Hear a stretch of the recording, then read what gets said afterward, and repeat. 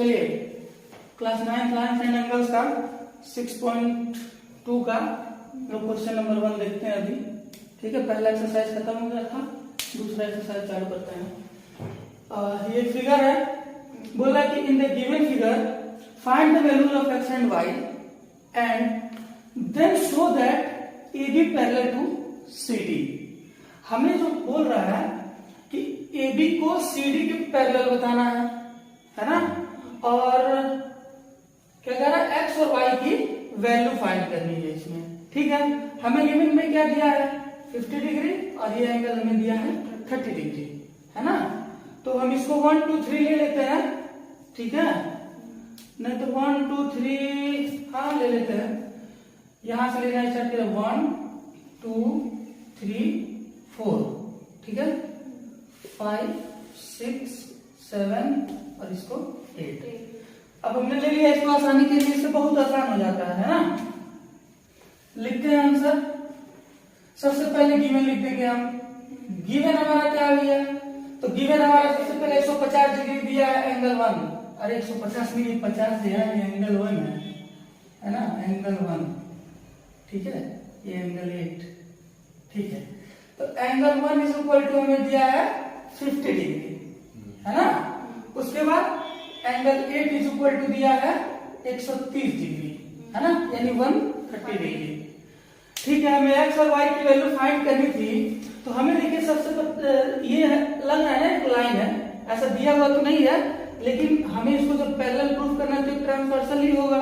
एक इमेजिन कर लेते हैं, तो हम इसमें लिख देंगे, तो प्रूफ लिख देंगे सबसे पहले क्या प्रूफ करना है। तो प्रूफ क्या करना है हमें, तो सो दैट ये हमें प्रूफ करना है ना, A B parallel to C D and find the values of X and Y. ठीक है, लिख दिए। उसके बाद हम स्टार्ट करते हैं। तो ये बताइए कि ये एक लाइन दिख रहा है कि नहीं हमको, है ना, तो इन दोनों का सम कितना होगा 180 डिग्री। भाई अगर ये लाइन होगा और इस पे एक रे इसको माने हम, तो ये क्या होगा, इन दोनों का सम 180 डिग्री होगा, है ना। तो हम लेते हैं, ये कौन सा है, इसका कोई नाम दिया है क्या, ट्रांसवर्सल। इस लाइन को कोई नाम नहीं दिया है, नहीं, हम अपने आप से ले लेते हैं।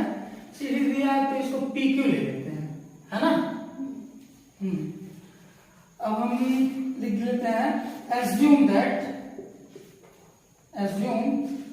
that PQ is a line। ठीक है, अगर हम PQ को एक लाइन मान लिए तो angle 1 plus angle 4 is equal to कितना हो जाएगा हमारा 180 degree. Angle 1 plus angle 4 is equal to कितना हो जाएगा हमारा 180 डिग्री। एंगल 1 कितना दिया है 50 degree plus angle 4 is equal to 180 degree. अब ये बताइए एंगल 4 की वैल्यू कितनी आ गई, ये 50 उधर जाएगा तो क्या हो जाएगा, माइनस हो जाएगा।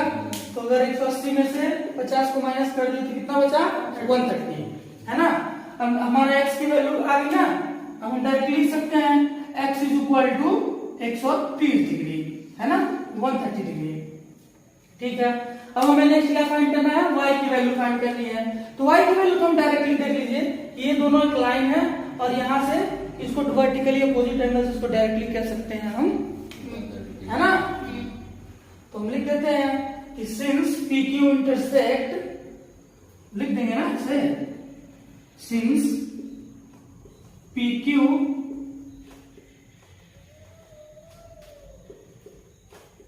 इंटरसेक्ट, किसको कर रहा है इंटरसेक्ट, CD को, है ना।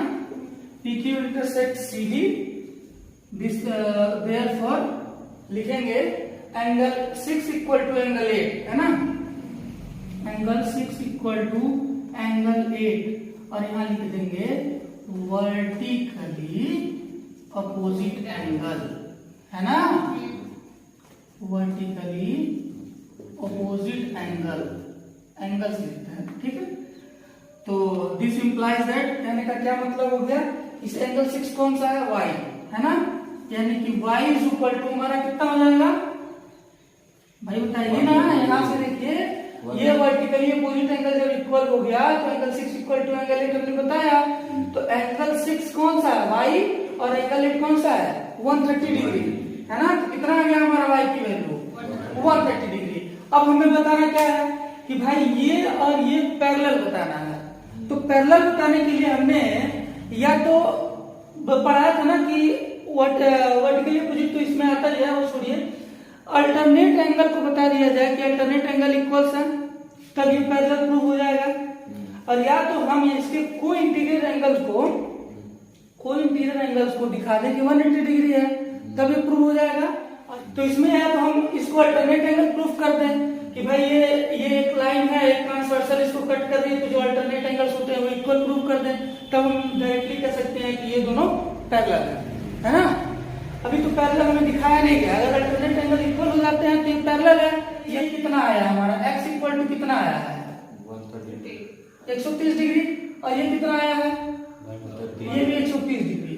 तो हमें बताइए कि ये अल्टरनेट एंगल नहीं हो गया, ये लाइन के इस साइड और एक लाइन के इस साइड, है ना, ये हो गया अल्टरनेट एंगल। तो अल्टरनेट एंगल जब इक्वल हो रहे हैं 130 ये भी 130 ये भी है, तो ये लाइन क्या होगी ट्रांसवर्सल लाइन हो गई, और ये दोनों क्या हो जाएंगे पैरेलल हो जाएंगे, ठीक है।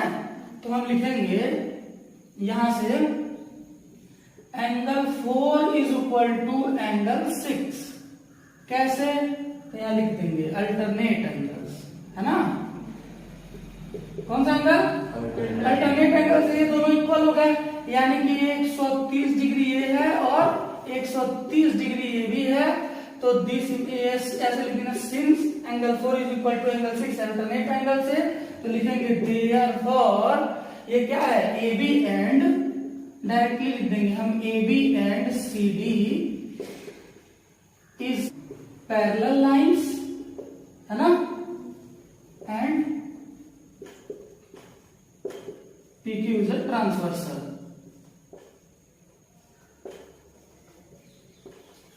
भाई हमने पढ़ाया था कि जब दो लाइन पैरेलल जाए और एक ट्रांसवर्सल उसको कट करे तो अल्टरनेट एंगल इक्वल होते हैं। तो भाई यहाँ पे हमें अल्टरनेट एंगल पहले इक्वल दे दिया गया है, तो जब यहाँ पे अल्टरनेट एंगल इक्वल दे दिया गया, हमने बता दिया कि ये और ये दोनों साफ साफ दिखाई दे रहा है कि अल्टरनेट एंगल इक्वल है, तो हम इससे डायरेक्टली नहीं कह सकते हैं कि ये बी और सी डी पैरेलल है और ये ट्रांसवर्सल कट कर रही है। चाहे हम इसको ये कहें कि ये दोनों पैरेलल है, ये ट्रांसवर्सल कट कर, तब हम इसको प्रूफ कर देते, या तो हमें ये पहले दे दिया है तो हम इसको प्रूफ कर दिए कि हाँ ये पैरेलल लाइंस है ना, तो हमने डायरेक्टली कह दिया कि ए बी और सी डी क्या है पैरेलल लाइंस है, और ट्रांसवर्सल PQ जो है इसको इंटरसेक्ट कर रहा है ना। तो ट्रांसवर्सल कहने का मतलब वही है कि जो दो पैरेलल लाइंस को कट करे उसी को ट्रांसवर्सल कहते हैं, ठीक। चलिए एक बार और तुरंत इस क्वेश्चन को देख लेते हैं। लिखा है in the given figure find the values of x and y, ठीक है, then show that AB parallel to CD, ठीक है। तो x y की वैल्यू में फाइंड करें तो x यहाँ पे है y यहाँ पे है, तो x y को हमें फाइंड करना है और AB और CD को पैरेलल लाइन बताना है, इन दोनों को पैरेलल लाइन बताना है। तो भाई हमें दिया है कि 50 इसका एंगल, और हमने इसका नाम कट कर दिया 1 2 3 4 ऐसे ले लिया, 5 6 7 8 ऐसे ले लिया, एंगल का नाम दे दिया आसानी से यूज करने के लिए। नहीं तो हमें ऐसे लिखना पड़ता है कि AOBCOD ऐसे लिखना पड़ता है ना, तो थोड़ा वो आसानी नहीं रहता है, तो आसानी के लिए हमने 1 2 3 4 5 6 ऐसे ले लिया, ठीक। अब हमें एंगल 1 दिया हुआ है, एंगल 8 दिया हुआ है 50 और 130, ठीक है। अब हम देखें कि सबसे पहले x की वैल्यू निकालनी है हमें, तो भाई इसको हमने मान लिया PQ एक लाइन है ना, तो PQ लाइन है, तो ये बताइए जब एक लाइन रहता है उसमें अगर एक रे स्टैंड होती है तो इन दोनों एंगल का सम कितना होगा 180 डिग्री, क्योंकि एक लाइन है तो ये पूरा कितना बनाएगा 180 डिग्री बनाएगा। तो हम क्या किए एंगल 1 प्लस एंगल 4 कर दिए, ठीक है। Angle 1 plus angle 4 is equal to 180 degree, कौन सी प्रॉपर्टी से, तो लीनियर पेयर से, है ना, तो लीनियर पेयर से इसको 180 डिग्री कर दिए, तो एंगल 50 दिया हुआ है, एंगल 1 की वैल्यू 50 दी हुई है तो हम 50 यहाँ रख दिए, एंगल 4 की वैल्यू आ गई, तो एंगल 4 कौन सा x वाला, तो x की वैल्यू हमारी आ गई 130, है ना। नेक्स्ट हम देख रहे हैं कि ये दोनों एक दूसरे को इंटरसेक्ट कर रही हैं, PQ और CD एक दूसरे को इंटरसेक्ट कर रही हैं। तो हमने बताया था जब दो लाइन एक दूसरे को इंटरसेक्ट करें तो वर्टिकली अपोजिट एंगल्स क्या होते हैं, इक्वल होते हैं। तो यहाँ साफ साफ दिखाई दे रहा है एंगल 8 और एंगल 6 वर्टिकली अपोजिट एंगल है। यहाँ से हम डायरेक्टली इसको बता दिए कि y इक्वल टू हमारा कितना है 130 डिग्री, है ना। कौन सी प्रॉपर्टी से, तो वर्टिकली अपोजिट एंगल। ठीक, अब हमें देखिए x और y दोनों की वैल्यू आ गई। अब हमें बताना था कि भाई AB पैरेलल टू CD। तो हमने बताया था कि जब दो लाइनें पैरेलल हो और एक ट्रांसवर्सल इंटरसेक्ट करे तो उसमें जो अल्टरनेट एंगल बनता है वो दोनों क्या होते हैं, इक्वल होते हैं। तो भाई अगर इसमें हमने अल्टरनेट एंगल को इक्वल प्रूफ कर दिया, बता दिया, तो हम डायरेक्टली कह सकते हैं कि AB पैरेलल टू CD, है ना। क्योंकि ये प्रॉपर्टी होती है कि अगर दो लाइनें पैरेलल है, उस ट्रांसवर्सल कट कर रहा है तो अल्टरनेट एंगल इक्वल होंगे। तो यहाँ पे अगर हम अल्टरनेट एंगल को इक्वल दिखा दें तो हम डायरेक्टली कह देंगे कि AB पैरेलल टू CD। तो वही कर रहे हैं हम, यहाँ डायरेक्टली हमें दिख रहा है कि AB 150 डिग्री है, ये भी 150 डिग्री है, और ये दोनों अल्टरनेट एंगल्स हैं, है ना। ये दोनों अल्टरनेट एंगल्स हैं। तो अगर अल्टरनेट एंगल्स इक्वल है तो हम डायरेक्टली इसको कह दें कि AB पैरेलल टू CD